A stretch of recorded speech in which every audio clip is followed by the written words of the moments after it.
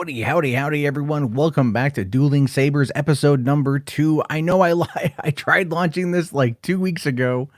My life has been insane. It's been nuts. I've been working nonstop for the government. That's almost done now. Can finally settle into doing some things that I want to do. And of course, talking Star Wars is one of the things that I'm really excited to do. I've been following a lot of what's been going on.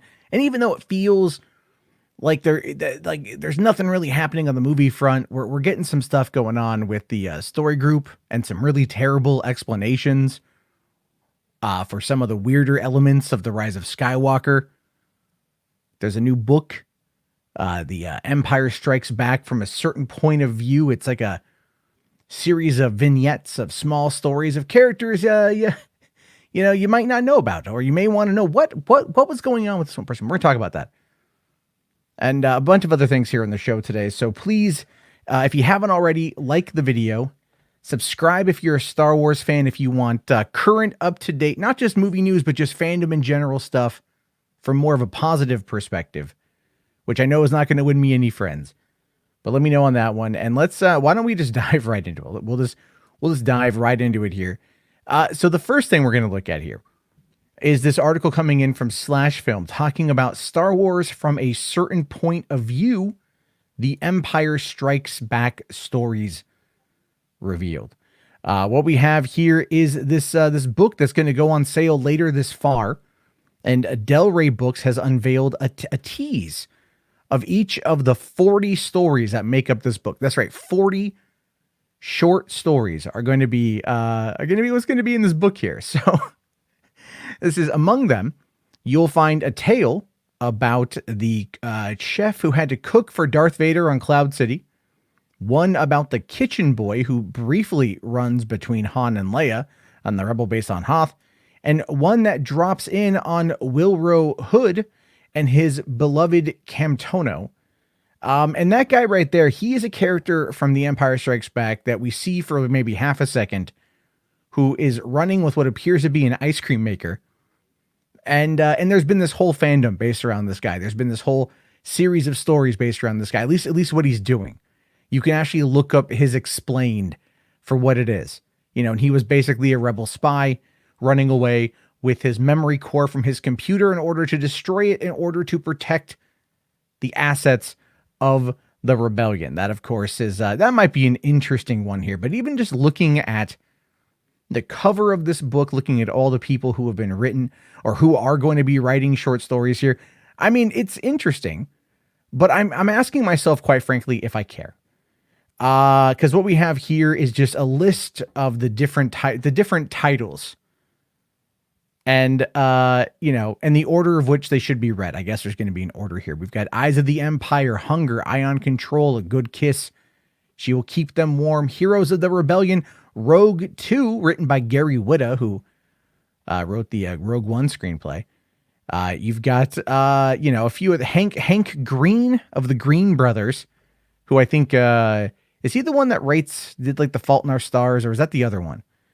I don't remember their own names. And there's like a lot of different writers working on these things. And, Del Rey Books here does say that apparently when Luke Skywalker goes missing amidst the snow of Hoth, there's only one thing left for Rogue Squadron to do: bet on who finds the commander first. And I think that's going to be Rogue 2. So this is how they describe it here. Solo's one-man rescue mission may have been foolhardy, but at least he was doing something.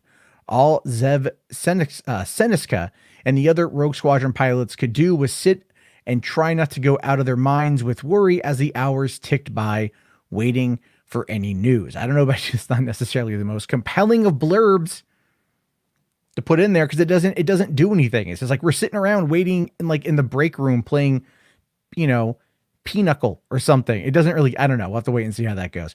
But it could be interesting nonetheless. I'm going to pick this one up. I'm going to read through it. Maybe I'll review it here on the channel.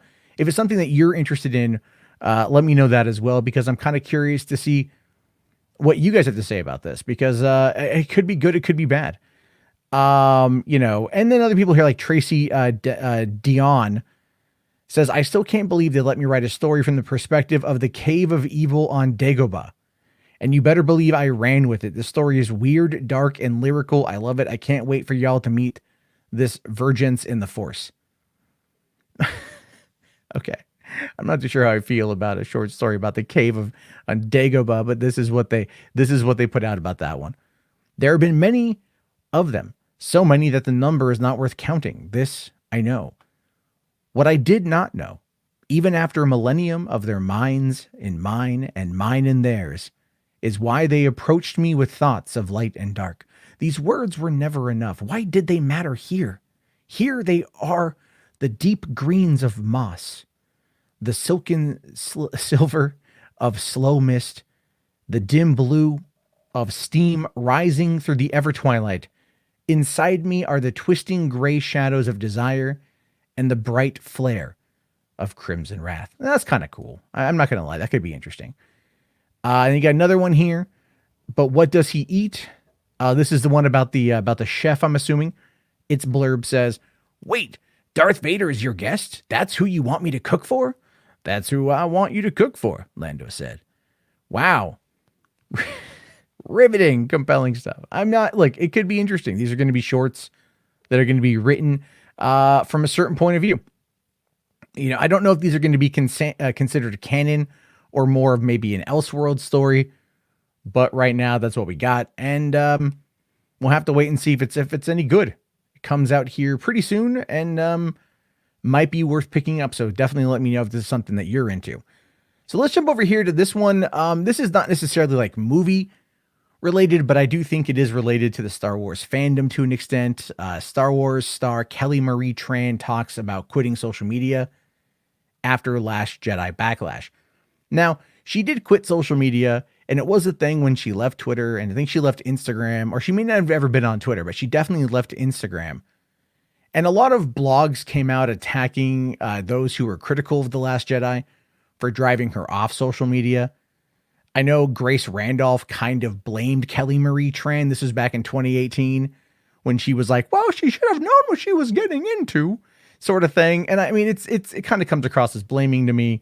I've never really, she's got a disdain for Kelly Marie Tran, but then again, so do a lot of anti-Last Jedi people. So this article on Inside the Magic here says, Star Wars star Kelly Marie Tran recently opened up in an interview with ET Online to discuss her career since appearing in Star Wars The Last Jedi, which unfortunately led to her being bullied online. The hate was so bad, Tran decided to leave social media altogether. In this interview, she reflects on how deleting her social media handles has been the best thing she ever did, saying, I think that, it's a different decision for everyone, Tran explained. And I think that people should do what they think is right for them. I also think that it was the best thing I ever did. I don't know. It's funny. It feels like people are still shocked by it sometimes. And I'm like, no, I just did what was best for me. And that's something I fully agree with. I've gotten to a point in my own life where I really just like have a disdain for Twitter, but I go there just to kind of like crap on the president. That's my own politics, and also talk about movies and whatnot. But I feel it turns into more of just kind of complaining, bitching and moaning, that kind of thing is what I feel it kind of turns into. So I see your whole point entirely. And then they go on to talk more about this new Raya and the Last Dragon, where she's going to be the lead on that one. Funny thing with this though is she has actually said that she would come back to Star Wars if it was right. If the story was right, if the timing was right, if everything was right. And I think, looking at how they played her up for being in The Rise of Skywalker, how she had less than a minute of actual screen time, very few lines of dialogue, the stuff that they did shoot with her and the Carrie Fisher body double, a lot of that ended up on the cutting room floor. I mean, there's a lot there with her character that just didn't get to be seen. And it almost feels like they just kind of drug her along to the next one because they were maybe contractually obligated, or they felt like they had to for the sake of maybe representation or something along those lines. And I feel, or maybe it was just like hey, look, we want to give you a paycheck to come be in this movie. We want to use it as a way, to give you something, but she was in no way a main character, even though she was one of the co-leads in the first, she was more than just a supporting role in The Last Jedi. And honestly, out of everything that happened with Star Wars, I think she probably got the worst of it, to be fair. with the sequel trilogy. I think just in regards to her character. I know John Boyega is definitely up there as well, but I always felt like Rose Tico was just nothing of a character that ended up just being kind of used as a pawn one way or another. And that's not fair to Kelly Marie Tran, who did nothing wrong outside of outside of simply just taking on a role. All right, let's talk about this one here coming in from the dork side of the Force. At first, I was a little bit like, what are they talking about when they have this terribly formatted article asking the question, when can Star Wars fans expect to see Ahsoka Tano in season 2 of The Mandalorian? This is now the big question. There has been no actual confirmation about Rosario Dawson being cast. There hasn't been any official confirmation about this being cast, but a lot of people are running with it. A lot of inside scoopers have been talking about it, and there's been no official denial of it either. So it is all up in the air, and we don't quite know what we're going to get until the show premieres here in just a couple weeks, 3 weeks, 2 days until the show comes out. I'm looking forward to this one here.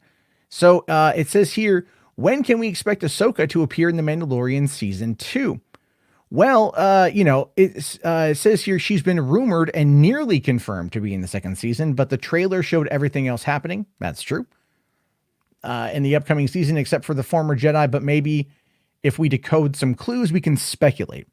Now, on Monday, the writers for season 2 dropped, and we learned that Jon Favreau wrote like the vast majority of the episodes, but Dave Filoni has popped up as being the writer for one episode, and that was episode number 5. Now, Dave Filoni did write and direct episode 5 of the first season, which could just be his thing going forward. I have no idea.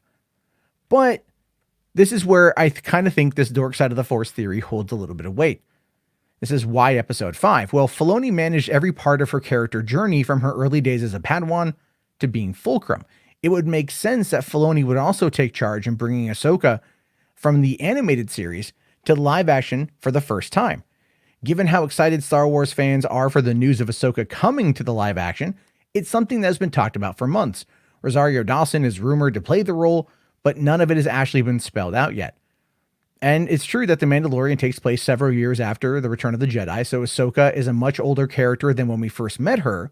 However, she does have a few ties to Mandalore and its culture, and she's also connected to Bo-Katan, the last person who fans knew had a darksaber before Moff Gideon.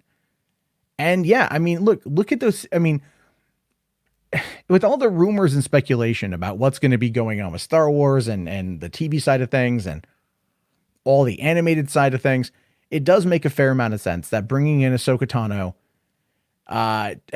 in midway through would give Mando and Baby Yoda enough time to reestablish their characters, to set up whatever journey they're going to be on, because this time around, it's not going to be as vignetted as the last time. It's not going to have as many standalone stories. This is going to be kind of one arc with little side things here and there. Which even the first one was kind of like that too, but I get what they're talking about. This one's going to be more cohesive than the last season. So as a result of that, what we're going to be seeing here is a very cool situation in which Ahsoka might appear at some point in time. And episode 5 being Filoni's episode just does make, quite frankly, the most amount of sense. And that's one that I just want confirmation on it, guys. I really just want confirmation on it, because I think if we got confirmation, it would just be a lot better. Then that way we can at least be waiting for it. But anyway, I do want to hear your guys' thoughts about that one, because I think it should be quite interesting. So this is another one that's been coming out today. A lot of people talking about Rey's lack of training, the argument about Rey being a Mary Sue or not being a Mary Sue.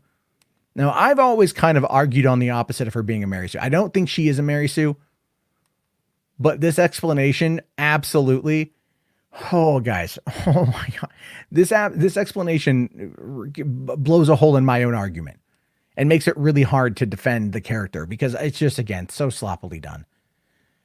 So according to the Star Wars story group here, all right, this is what they say here. Now, on the subject of Force abilities, it says that Rey has an innate Force power called psychometry. And this is what they say here. Some Force abilities require years of training, a form of instinctual aptitude. or a very strong connection to the Force to access.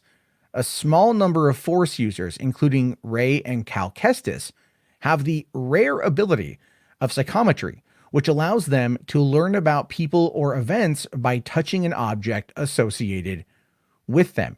Now, before I give into my opinion of it, I did like the follow-up here from LRM talking about how psychometry was originally introduced in the Clone Wars animated show under a character named Quinlan Vos, who we did not get a lot of time with at all, but I remember him being very cool.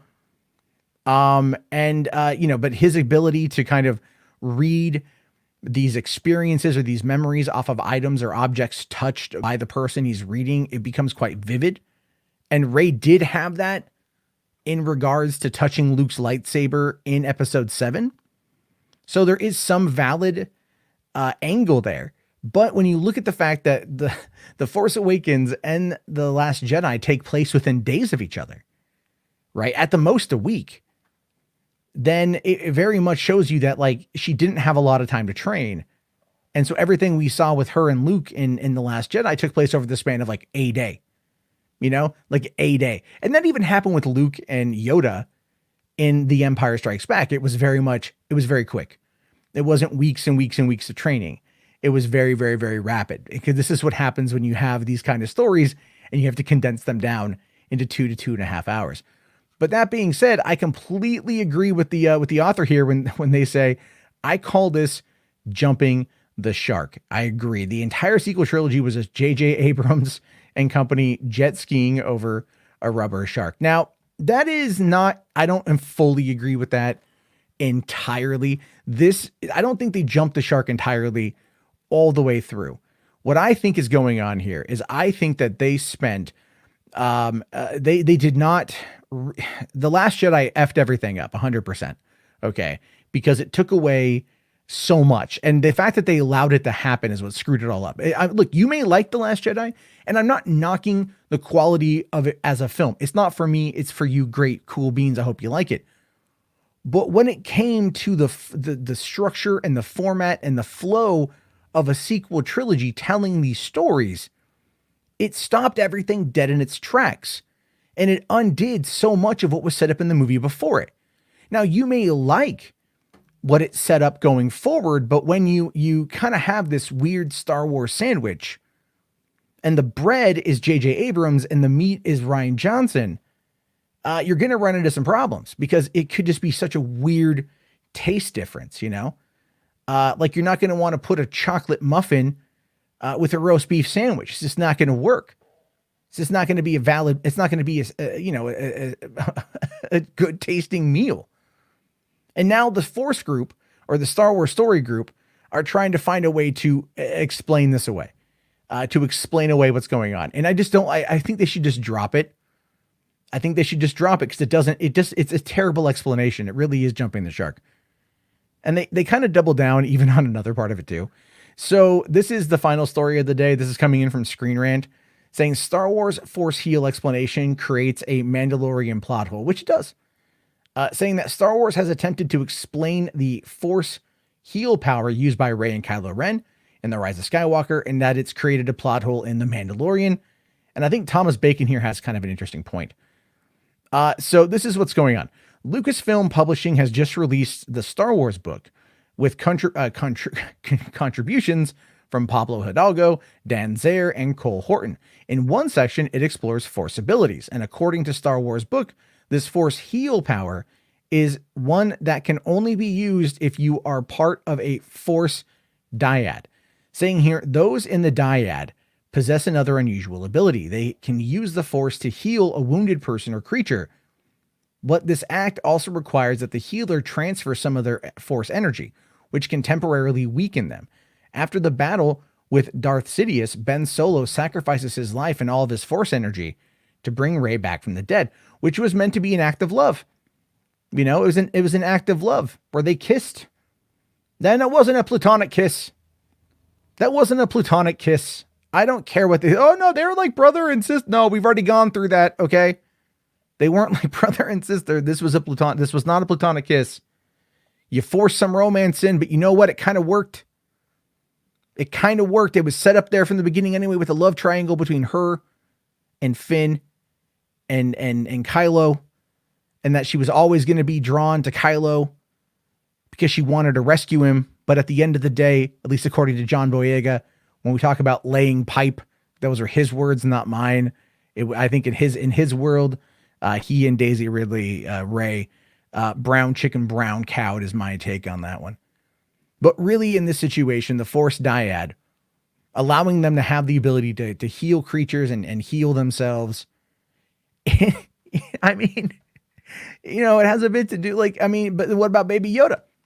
Right? What about Baby Yoda? Even here, I love this line here. Lucasfilm is essentially trying to tidy up after The Rise of Skywalker, using tie-ins to explore unanswered questions and resolve mysteries. Which is true. That's what this book is doing, even with the last thing. Oh no, Rey and Cal Kestis, they have the ability. One's a video game and one is a movie. Now, I know that JJ likes treated The Rise of Skywalker kind of like a video game. He did. Some of the way the story played out it felt very video game-esque.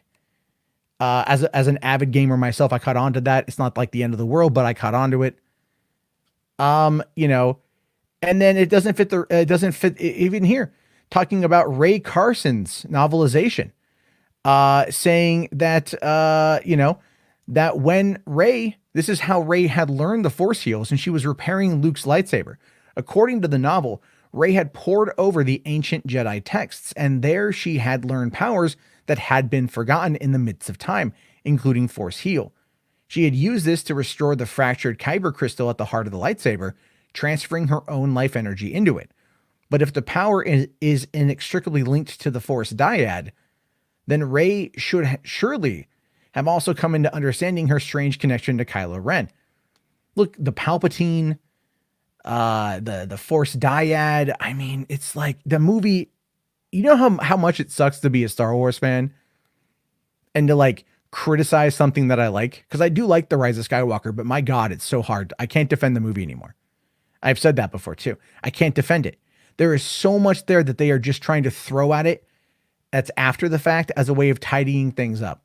I mean, look, thank God we've got The Mandalorian. Thank God we've got all that, because at least that is something worth watching. That is something we're seeing. But this is really not doing it for me, guys. It's really not doing it for me. I don't know, man. I don't know. Look, I am definitely one that's going to look to the future. I'm definitely one that's going to look to Mandalorian season 2 and whatever the next animated show is with the Bad Batch and the High Republic books. And for the most part, I'm happy with what Disney puts out. I am. But this was so poorly managed. It was so poorly managed. And I think the more that they try to fix it, the more that they try to kind of put a Band-Aid on this bullet hole rather than just letting it heal. You know what I mean? Stitching it up, letting it heal, and then moving on. All it's going to do is keep reopening the wound, and it's just going to keep re-angering fans. And it's just going to keep giving ammo to people who are trying to come out there and say that that Disney Star Wars is terrible. Disney Star Wars is crap. They've just ruined everything, and I don't believe that's true. But this is going to keep doing us that. But anyway, that's where we are with today's episode of Dueling Sabers. I wanted to hear your thoughts. I want to hear your opinions. Let me know down in the comment section. If you made it this far, do me a solid, type Kyber Crystal into the chat. If this is a show you'd like to see me put on iTunes or something, because that's been requested, let me know on that one as well. Join the Facebook group. Keep the conversation going over there in the Facebook group, because you guys can submit your own Star Wars stories, things I may overlook or things you may want me to cover on future episodes. I am trying to keep a positive outlook on Star Wars. I am trying to keep a very positive mindset on Star Wars. The movies, though, they've done a lot of mistakes and they keep trying to patch it up, and it's just not going to be very good. Let me know your guys' thoughts on this one, and maybe I'll clip out the segment, with all that, just because I don't know, guys. Maybe it would give people the opportunity to see it. It would give people the opportunity I don't know. I don't know, guys. Oh man. Anyway, I just, I really do love Star Wars, and it's absolutely terrible what has kind of happened to it at this point. And I'm really hoping that we are able to move past this together as fans and everything else. We'll talk again soon, guys. Thank you so much for watching. Have yourself a great day. I'll talk to you all later, and may the force be with you always.